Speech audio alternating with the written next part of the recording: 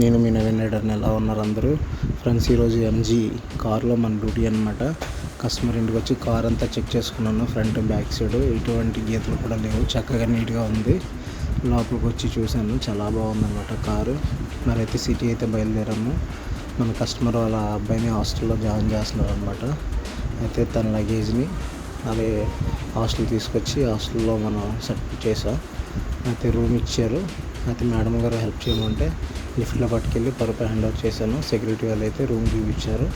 తీసుకెళ్ళి లోపల పెట్టేసి నేనైతే కిందకు వచ్చేసాను. ఎందుకంటే మన కార్ రోడ్డు మీద ఉంది, ఒక 3 hours పడుతుంది అన్నారు అనమాట.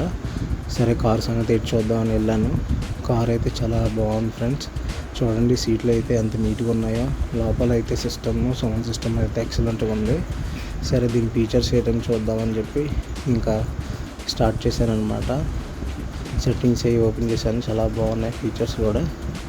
అయితే కిందకి వచ్చి సెక్యూరిటీ బాబు అయితే కస్టమర్ మాట్లాడుకున్నాం. ఈలోపు మన కస్టమర్ కూడా వచ్చేసారు.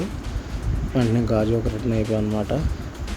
గాజువాక మేడం ఇంటికి వెళ్ళి మేడం డ్రాప్ చేసేసి కార్ పార్కింగ్ ఏరియాలో పార్కింగ్ పెట్టేసి మరి మన వాటర్ బాటిల్ తీసుకొని మన ఇంటికి అయితే రిటర్న్ అయ్యాం.